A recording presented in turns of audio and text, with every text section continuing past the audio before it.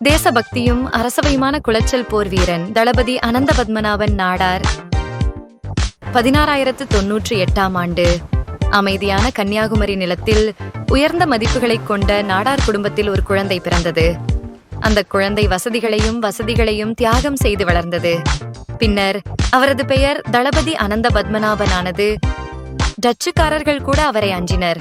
வாழ்க்கை அவரை ஆரம்பத்தில் சோதித்தது. அவரது அன்பு மனைவி அகால மரணமடைந்த போது துக்கம் அவரை உடைக்கவில்லை. அது அவரை மீண்டும் தேசபக்தி மற்றும் அரசபக்திக்கு மாற்றியது.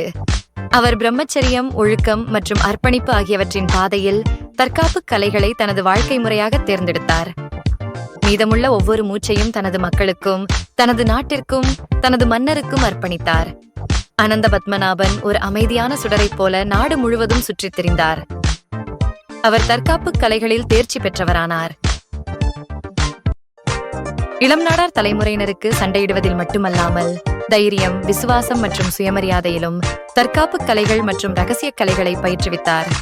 திருவிதாங்கூர் முழுவதும் 108 தற்காப்பு கலை பள்ளிகளை நிறுவினார்.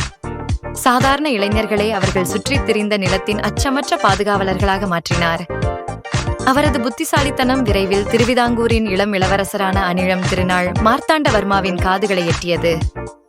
அவரது பயிற்சி சிறப்பு, அறிவு மற்றும் ரகசிய கலைகள் அப்போதைய இளம் மன்னர் மார்த்தாண்டவர்மாவுக்கு அனிழம் திருநாள் கற்றுக் கொடுத்தன. அவர் மார்த்தாண்டவர்மாவின் அபிமானி. ஒருமுறை குஞ்சுகூடம் பாதாவின் தலைமையிலான 8 பிள்ளைகள் குழு மார்த்தாண்டவர்மா அங்கு இருப்பதாக நினைத்து மங்கோத் ஆஷானின் வீட்டை தாக்கி தீ வைத்த போது அனந்த பத்மநாபன் தலைமையிலான நாடார் படைதான் அவர்களை பாதுகாத்து தோற்கடித்து விரட்டியது. அவர்களுக்கு இடையே ஒரு கூட்டணி மட்டுமல்ல, உடைக்க முடியாத நம்பிக்கையின் பிணைப்பும் வளர்ந்தது.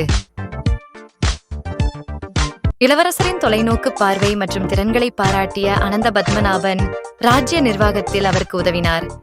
இளவரசர் அந்த வீரரின் ஞானம், வலிமை மற்றும் ரகசிய அறிவை நம்பி பயிற்சி செய்தார். திருவிதாங்கூரில் ஆட்சிக்கு வந்ததிலிருந்து அவரது எதிரிகள் தொடர்ந்து மார்த்தாண்டவர்மாவை கொல்ல முயன்றனர். எதிரிகள் மார்த்தாண்டவர்மாவை அவரது மறைவிடமாக தவறாக கருதி கொல்ல முயன்ற போது அனந்த பத்மநாபனும் அவரது நாடார் வீரர்களும் நெருப்புச் சுவர் போல நின்றனர். அவர்கள் தாக்குபவர்களை பாதுகாத்து தோற்கடித்து விரட்டியடித்தனர். பின்னர் மன்னர் அனைத்து பக்கங்களிலிருந்தும் ஆபத்தை எதிர்கொண்ட போது அனந்த பத்மநாபன் தொடர்ந்து நாடார் மன்னரை பாதுகாத்தார். போரின் போது உயிருக்கு பயந்து நெய்யாற்றின் கரை அடைந்த மார்த்தாண்டவர்மாவை அம்மாச்சிப்ளவின் ஒரு பிளவில் மறைத்து வைத்து பைத்தியக்காரன் சன்னன் போல் நடித்து மீட்டவர் அனந்த பத்மநாபன். கல்குளம் கோட்டை போரை வழிநடத்தியவர் அனந்த பத்மநாபன் நாடார். இது தம்பிகளுடனான போரில் வர்மாவுக்கு மேலாதிக்கத்தை கொடுத்தது. 1729 இல் மார்த்தாண்டவர்மா அதிகாரத்திற்கு வந்தபோது அனந்தன் ஒரு சிறந்த தளபதி அல்லது தளபதியாக நியமிக்கப்பட்டார். காயங்குளம் போரை முன்வரிசையில் இருந்து வழிநடத்தியவர் அனந்த பத்மநாபன் நாடார். இது தெற்கு கேரளாவில் மார்த்தாண்டவர்மாவை ஆதிக்கம் செலுத்தும் சக்தியாக மாற்றியது. கோலாச்சல் போர் 1741ஆம் ஆண்டு ஆகஸ்ட் 10ஆம் தேதி இந்திய மாநிலமான திருவிதாங்கூர் மாநிலத்திற்கும் டச்சு கிழக்கிந்திய கம்பெனிக்கும் இடையே நடந்தது. கோலாச்சல் கடற்கரையில் ஒரு பெரிய கடற்படை மற்றும் பீரங்கிகளுடன் முகாமிட்டிருந்த டச்சு கிழக்கிந்திய கம்பெனியின் படையை மார்த்தாண்டவர்மா முற்றிலும் பயந்தார். ஆனால் தளபதி அனந்த பத்மநாபன் நாடார், உளவுத்துறை, தர்க்கம் மற்றும் உள்ளூர் போர் பொருட்களை கொண்டு வெற்றி பெற முடிவு செய்து படையை தயார் செய்தார். பெரிய பனை மரங்களின் தண்டுகளிலிருந்து டச்சு பீரங்கிகளை விட பெரிய பீரங்கிகளின் மாதிரிகளை உருவாக்கி கடற்கரையில் வைத்தார். கடலில் தூரத்திலிருந்து இவற்றை கண்ட டச்சு கடற்படை தளபதி அவற்றை உண்மையான பீரங்கிகள் என்று கருதினார். அவர்கள் தங்கள் முழு பலத்தையும் கொண்டு தாக்கத் தயாரானார்கள். தளபதி அனந்த பத்மநாபன் நாடார் தனது முழு பலத்தையும் பயன்படுத்தி தனது படையை சிறிய படகுகளில் ஏற்றி கடலில் மீனவர்களாக மாற்றினார். இந்த உத்தியை அறியாமல் டச்சு படை தரையிலிருந்து தாக்கியது. பின்புறத்திலிருந்து எதிர்பாராத தாக்குதலை கனரக ஆயுதங்களால் முறியடிக்க முடியவில்லை. டச்சு படையின் கடற்படை கப்பல்கள் மூழ்கத் தொடங்கின. டச்சுக்காரர்கள் தரையிலிருந்து தாக்குதலை தொடங்கிய போது மரணம் அவர்களை பின்புறத்திலிருந்து தாக்கியது. நெருக்கமான போரில் குழப்பமடைந்து சூழப்பட்டு உதவியற்ற நிலையில் அவர்களின் சக்தி வாய்ந்த கப்பல்கள் மூழ்கத் தொடங்கின. அன்று ஒரு காலனித்துவ பேரரசு வீழ்ந்தது. ஒரு கொடூரமான போரில் அல்ல, ஆனால் மண்ணின் மகனின் புத்திசாலித்தனத்தால்.